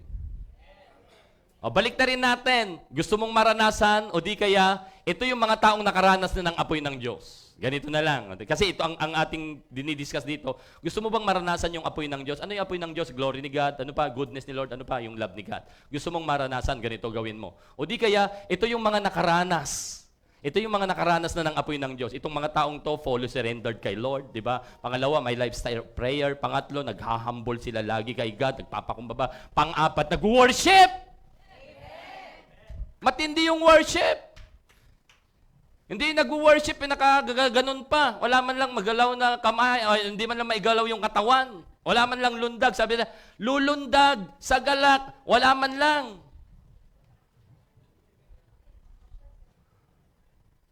Ay, sasabihin, di mo ako kaya, Lord. Di mo ako kaya. Walang talab. Para bang ganun eh, ano? Amen? Mga kapatid, panahon na. Sabi mo kasi katabi, panahon na. Ipakita mo na ikaw ay tunay na sumasamba sa Diyos. Panahon na. Amen? May nararanasan ka naman eh. Okay sana kung wala kang nararanasan eh. May nararanasan. Amen? Sinong sa inyo nakakaranas ng kabutihan, ng glory, ng pag-ibig ng Diyos? Pag-response ka ng worship. Hindi ka mahihiya. Hallelujah. Praise God. Amen? So, worship is the primary activity of a person saved by God. Yan, sinasabi ko, may naranasan ka eh. Niligtas ka ng Diyos eh. Niligtas ako ng Diyos. Amen? Kaya yung mga hindi nakaranas ng kaligtasan pa ng Diyos, may dahilan para hindi sila sumamba o para magpalamya-lamya. Hindi pa sila ligtas eh. Sabi mo sa iyong katabi, unawain natin sila. Okay? Amen? Pero, sinasabi mo ligtas ka na eh. Sinasabi mo mananampalataya ka. Amen? O may dahilan ka para sumamba. Hallelujah. Praise God. Hallelujah. Okay, number 5, bilisan. Cultivate a lifestyle of being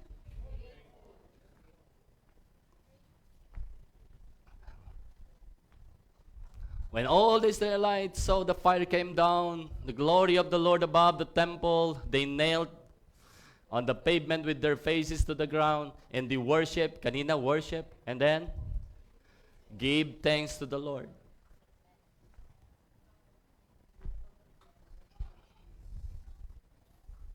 Amen. Okay. Sabi mo sa iyong katabi, totohanan to. Totohanan, nakakapagpasalamat ka pa ba sa Panginoon? Nakakalungkot, maraming tao sa Ghana, pero minsan nakakalimutan o talagang sadya, di sila nagpapasalamat sa Diyos. Alam niyo po, isa sa na-observe ko sa sarili ko pag ako'y nagpipray at kausap ko si Lord, hindi ko mabilang yung salitang pasasalamat. Kahit paulit-ulit, kahit sabihin halimbawa ako ni Lord, ang kulit mo, Andy. Lagi na lang, thank you ang sinasabi mo. Pero hindi niya sasabihin yon. Pero minsan ganun ang isip natin. Kasi nga, bakit minsan ganun ang pumapasok sa isip natin, pinapalagay mo na ang Diyos ay tao. Maaring yung tao at lagi kang nagpapasalamat, makukulitan sa'yo, pero ang Diyos hindi. Sabi mo kasi katabi, ibahin mo ang Diyos. Amen. Ang magpasalamat, sabi ng Biblia, sa salita ng Diyos, ang magpasalamat sa Diyos ang siyang pinakamainam na bagay na dapat mong gawin.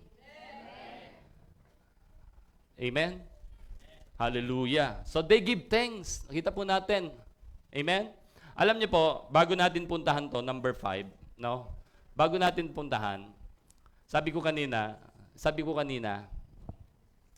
yung ating, tawag nito, communion, sabi ni Lord, nung kinuha niya yung tinapay, He give thanks.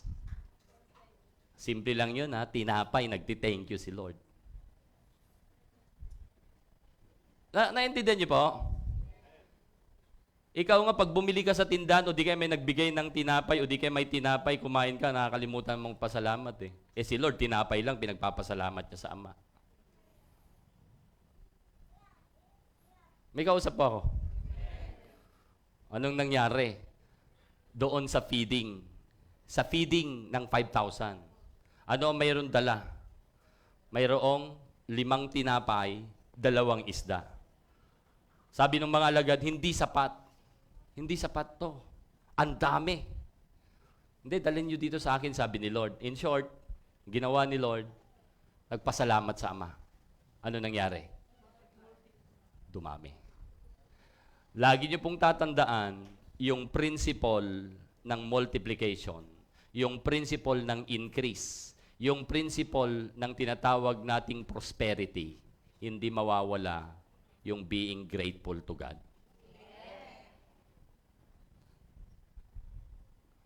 Amen? Nagpasalamat si Lord, dumami. Hindi sinabing nag-pray, ha? Hindi sinabi sa Bible na nag-pray si Jesus, pinag-pray niya yung tinapay. Hindi niya sinabi, Father, multiply this food. Nagsabi niya, Father, thank you. May kausap. Baka naman hindi ka lumalago kasi nakalimutan mo nang laging magpasalamat sa Diyos. Baka naman kinakapos madalas kasi nakakalimutan mo nang maging grateful kay Lord. Pwede bang makiusap? Amen? Kahit sa maliit na bagay, pasalamatan mo ang Panginoon. Practice mo yan. Amen? Yung pinaka-importanting bagay na binibigay ng Diyos, hindi ka man lang makapagpasalamat. Pastor, ano yon? Yung buhay. Paggising mo sa umaga. Pinaka-importante yun. Buhay ka paggising mo sa umaga. Eh ngayon, nakapag-thank you ka ba? Yung mga iba, given na lang. Hindi. Obligasyon ni Lord, bigyan ako ng buhay. Hindi. It's God's choice. Grace ni God. Nabigyan ka ng buhay, hininga, bawat umaga. Kaya ang tungkulin mo to respond, Lord, thank you. Sino sa inyo nakaranas ng kaligtasan ng Panginoon? Hanggang ngayon ba pinapasalamatan mo yan kay Lord? O minsan lang? Sabi ko nga po sa inyo lagi nyo pong gagawin magpasalamat. Kahit nung alam mong ligtas ka na, Lord, salamat. Niligtas mo ako. Kahit ligtas ka na. Halimbawa, huwag mo pa rin kalilimutang magpasalamat kay Lord. Amen? Okay? Number 5. Honor God through giving.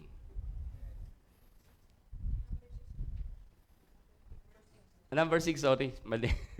Tingnan. Salamat sa mga nagtitake note. Amen. Number 6. Honor God. Sabi, Pastor, saan yan? Kita po natin, verse 4, then the king and all the people. Sabihin natin, all people. All the people. All. Ito, wala pong masasakran. Alimbawa lang gagawitin ko lang alimbawa. Lahat ng tao na nandito. Okay? Noon, yung king and all the people offered sacrifices. Ibig sabihin, mayroon sila. Amen? Amen? Plus yung factor, naranasan nila yung glory at love at goodness ni Lord. Naranasan nila. Amen? Tanong, sino po sa inyo nakaranas ng glory ni God? Sino nakaranas yung goodness? Yung love ni God? Sure ako, may ibibigay ka sa gawain ng Panginoon. Hindi pwedeng wala. The king and all the people offered. Kaya dinideklara ko sa susunod na linggo, hindi ka man nakapag-offering ngayon, mayroon ka nang i-offering sa Sunday. Kasi naranasan mo yung fire ni God, bibigyan ka ng pagpapala. Masaklap kung binigyan ka na. Marami tayong kakilala niyan Pastor, alam mo, sa totoo lang, pagpalain lang ako ng Panginoon, magdo-donate ako sa church. Sabi nila, pinagpala na ng Panginoon. Pastor, alam mo, makapunta lang ako sa ibang bansa. Yung pinagpiprenyong, lote, o whatsoever na pinagpipray na kailangan sa church, tutulong ako. Launa, nawala na rin. Parang ganon. May mga ganon. So, ibig sabihin, mga kapatid, parang bang ang hirap na makita o maranasan. Hindi po tayo, wala po akong inaano po dito. Ang puntos ko lang is this. Tulad ng lagi ko pong sinasabi, ano man yung tinanggap mo sa Panginoon at di mo ito pinagamit sa Panginoon, ginamit mo lang sa pansarili mo, tandaan mo ito, hindi ka magiging masaya. Ang isang pinakamalaking pagkakamali na pwede mong gawin ay hindi mo ibigay yung nararapat sa Diyos. Amen? Kung ang Diyos lang ay manunumbat at magsasalita, sasabihin niya, okay, wala kang utang na loob. Parang ganun Pinagpala kita, niligtas kita, pero pagkatapos niyan, di ba? Kaya nga lang talaga ang buti lang ni Lord Inihintay niya na maranasan mo ang kanyang pag-ibig. Pero sana wag nang tumagal yon. Amen? Huwag mo nang patagalin kasi the more na tumatagal, ay mas lalong nahihirapan tayo. When you fully surrender your life to God, offering something you have is not a burden. Diyan nagkakaalaman yan eh. Kung totoong tinanggap mo at naranasan mo, sinuko mo talaga ang buhay mo sa Panginoon, ang anumang pwedeng i-offer mo kay Lord, hindi bigatin yan sa'yo. Hindi ka kulangan sa'yo. Amen? Dahil alam mo, Lord, nakakapagbigay lang ako sa biyaya mo. Lahat ng mayroon ako iyo. Sa kabila ng alam mo na lahat ng mayroon ka, kay God galing. Bakit mo pa siya bibigyan? Bakit ko pa bibigyan, pastor? Kanya naman, galing naman lahat. Wala naman siyang kailangan. Ano po yung point, kapatid? Sabihin niyo sa akin kung ano. Gusto ni Lord i-honor mo siya. It's a matter of honoring God. Di naman niya kailangan yan na offering eh. Pero I give because I want to honor you. Bakit mo gustong i-honor? Hindi naman akin yan eh. Sa'yo yan naman yun, Lord eh. Pati nga buhay ko hindi akin, ni iyo to eh. Ikausap po. Hallelujah. So when Solomon finished praying, fire came down from heaven and consumed the burnt offering and the sacrifices. And the glory of the Lord filled the temple. Tignan niyo po, yung king at lahat ng tao, tignan niyo po, magsasawa kayong magbilang kung gaano karami yung in-offer nila kay God. Ang dami nilang hinandog sa Diyos. Hello? Amen? The priest could not enter the temple. Okay. Gusto kong i-highlight sa ating pagtatapos. The priest could not enter the temple. Ano yung pinuno ng Diyos ng kanyang kaluwalhatian? Temple. Pastor, bakit naman templo yun eh? Physical to na building. But yun ang napuno? Naranasan ng mga tao. Pero ang napuno talaga ay yung templo. Kapatid, makinig kayo mabuti. May gustong sabihin sa inyo ang Panginoon. May gustong sabihin kung bakit templo ang pinuno. Ang sabi ng Panginoon sa kanyang salita sa 1 Corinthians chapter 6 verse 19 and 20. Ang sabi doon, hindi nyo ba alam na ang inyong katawan ay templo ng Espiritu Santo? Itong nangyaring ito sa lumang tipan na yung physical na temple ang napuno ng kaluwalhatian ng Diyos ay nagsasabing ang tatanggap kay Kristo ngayon, panahong ito, yun ang pupunuin ng Diyos ng kanyang kaluwalhatian. Kaya sabi ni Apostol Pablo, hindi nyo ba alam, you do not know that your body is the temple of the Holy Spirit. Amen? Kaya nung unang panahon, ang napuno ng kaluwalhatian ng Diyos, yung templo. Yung mga priest, hindi nga makapasok kasi puno ng luwalhati sa templo.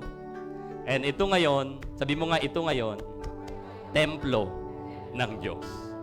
Diyan ngayon, mapupuno ng kaluwalhatian ng Diyos ang buhay mo. Amen? Praise God. Hallelujah. Sabi po dito, anong gagawin natin? Romans 12:1, this is the last, no? Sabi po dito, and so, dear brothers and sisters, I plead with you.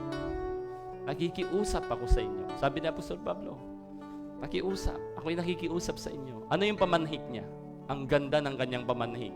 Ang ganda ng kanyang pag-iusap. Ang sabi niya, I plead with you to give your bodies to God. Kanino ibibigay yung buhay? Kay Lord. Because of all He has done for you. May dahilan ka para isuko ang buhay. Binigyan ka ng Diyos para isuko mo, isurrender mo, ialay mo, ihandog mo ang buhay mo sa Diyos. Dahil ang dami niyang ginawa sa buhay mo. Amen? Let them be a living and holy sacrifice, the kind He will find acceptable. This is truly the way to worship Him. Amen? Kaya sa oras na ito, mga kapatid, the message of God, napakaliwanag. Gusto niyang maranasan mo yung apoy nito. But God wants you to consider, you need to offer your bodies. Surrender your life fully to God. Pwede ba tayong tumayo at gawin natin ngayon, mga kapatid? Hallelujah. Lord, salamat sa apoy mo. Sige po, let's worship the Lord. Awitin po natin to.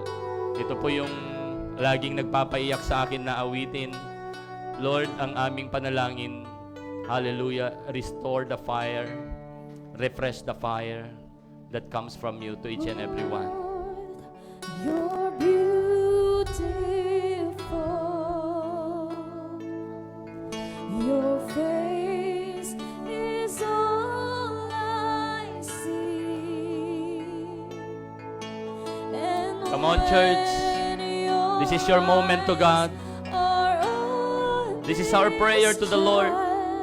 Your praise abounds to me. Sing it with all your heart. Oh Lord, ignite the fire that Only the God of heaven and earth will know your situation, the condition of your spiritual life.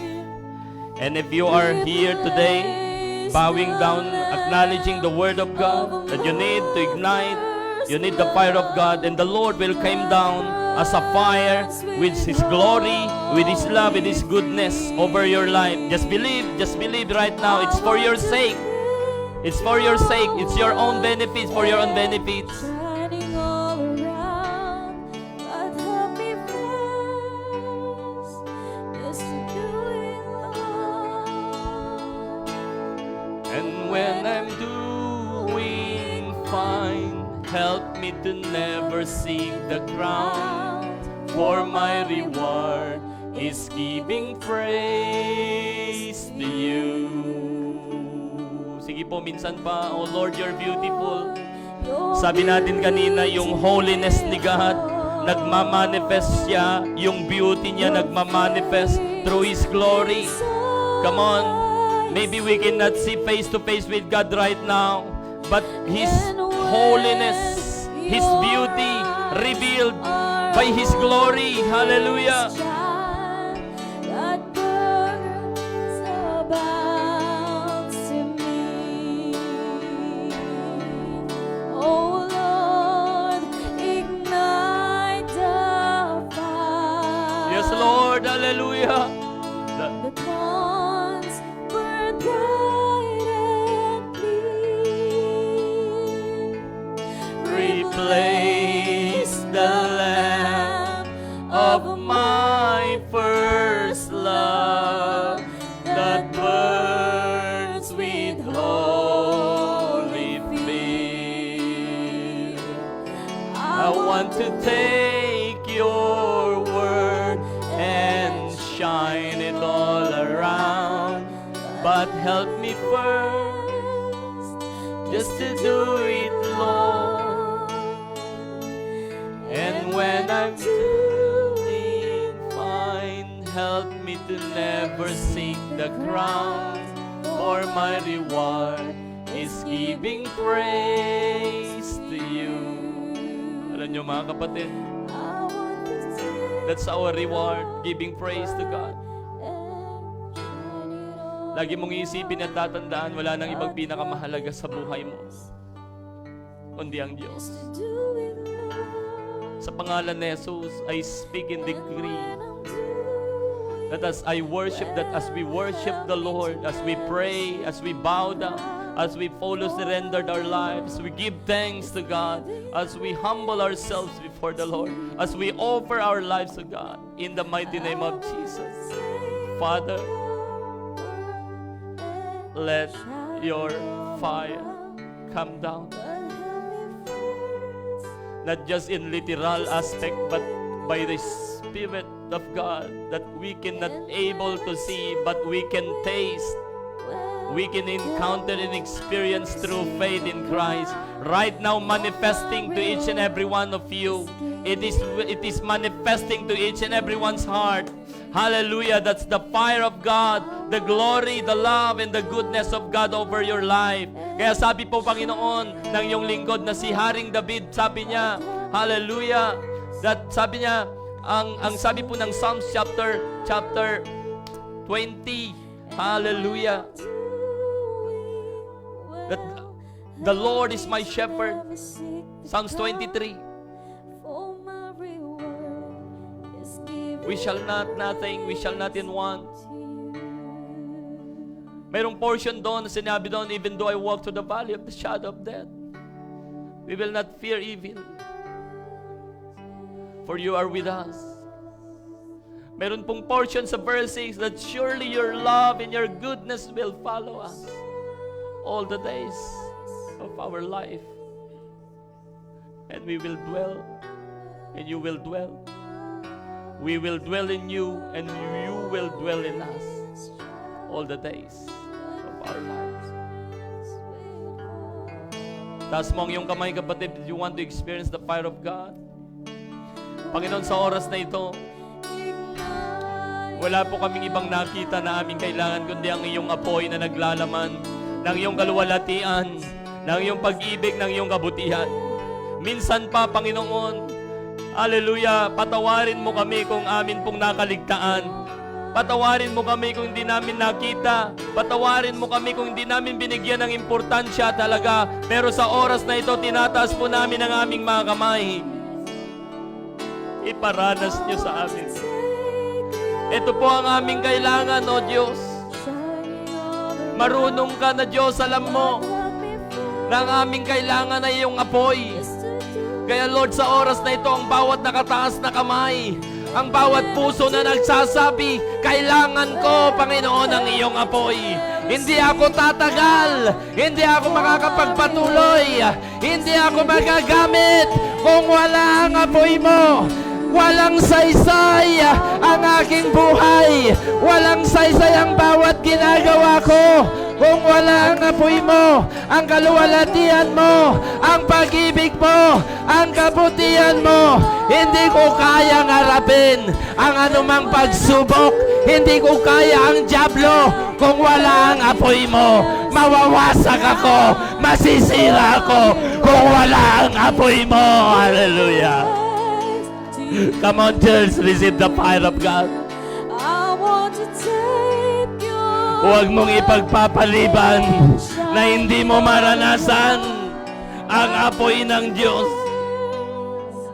just to live in. Makita mo na ito ang higit mong kailangan. And when I'm too Kahit ano man ang meron tayo, mga kapatid, sa bagay na ito, sa mundong ito ng mga bagay, hindi tayo kayang iligtas. is giving, Hindi tayo magsusurvive without the fire of God. I wanna take your Kaya Lord, nagpapakumbaba kami. hand shining all around. God, help me find Ignite the fire. is to do it all. Ignite the fire.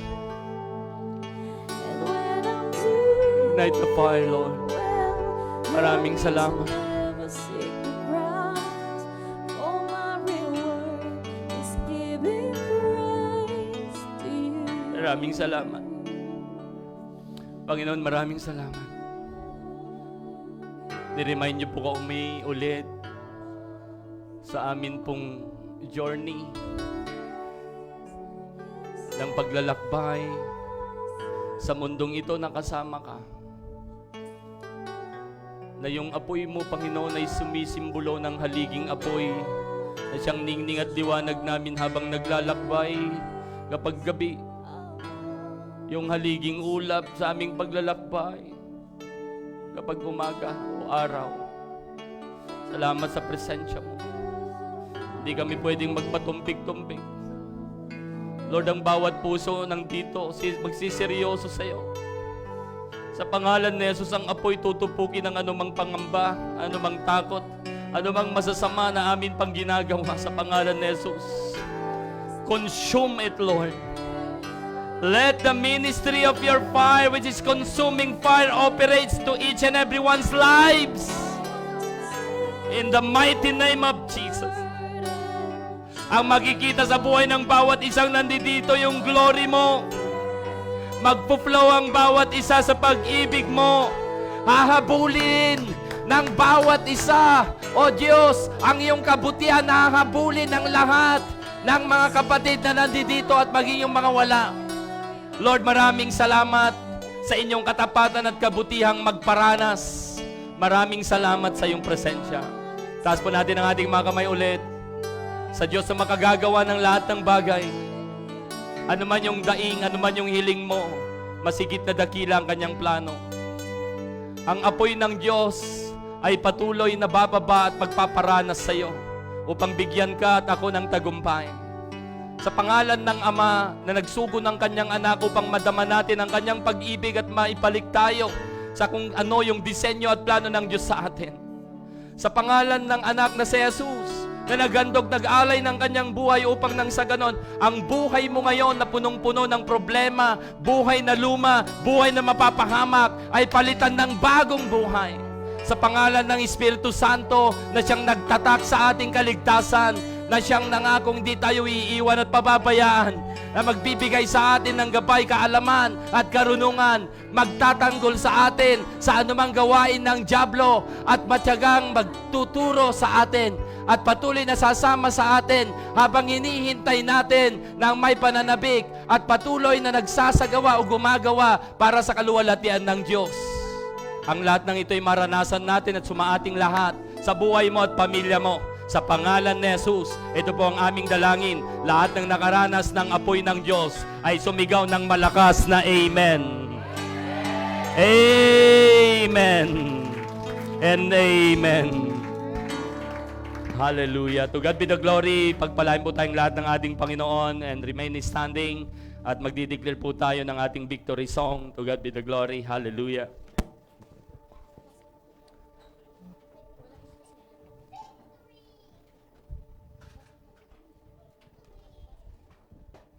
Ayan, so manatili po tayo nakatayo. Pwede po bang sabihin niyo sa katabi niyo, ang ganda mo naman or ang pogi mo naman?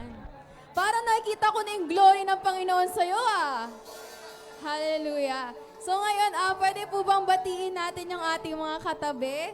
Tayo po ay magkamayan na tumikot. Amen po. Hallelujah. Na-bless po ba tayo ngayong linggo? Amen. Hallelujah. Napaka-ganda ng salita ng ating Diyos. Sige po, tayo po umikot at magkamayan. Magbatihan po tayo.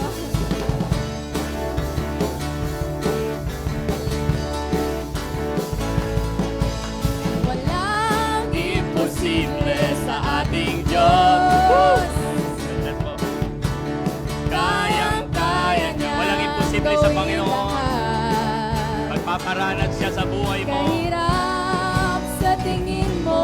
Ay, God bless po. Kahirap ng buhay. Walang imposible sa ating Diyos. Walang Imposible sa ating Diyos. May mangyayari, may gagawin ng Diyos. Kayang-kaya God bless everyone. gawin Hallelujah. lahat. Come on, express the fire of God, the glory, the love, and the goodness of God. Huwag kang mahihiya. Lumapit, lapitan mo yung katabi mo, kapatid mo. Walang imposible sa ating Diyos. Kayang-kaya ni Jesus. Receive it. Ikaw ay Declare it over your life. higit pa sa iyong inaasang, higit pa sa iyong hinihiling. Ibibigay ng Diyos. God bless you. Pangako niya'y totoo. Sobra-sobrang pagpapala. Sobra-sobrang pagpapala. Sobra-sobrang pagpapala ay tanggapin na. Walang imposible sa Sige, sa tingin mo may imposible pa o may pinagpipray ka, just declare over your life. Kaya niya May gagawin ng Diyos. lahat.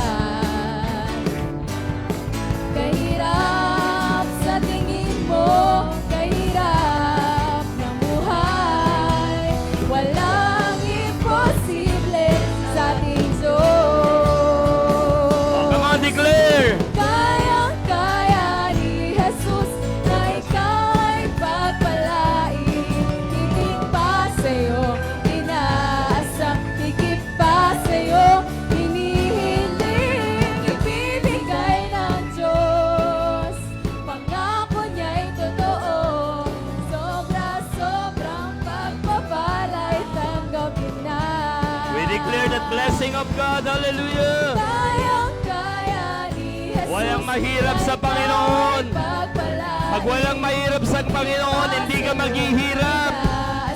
Mapagpapala ka. Inihiling, ibibigay ng Diyos.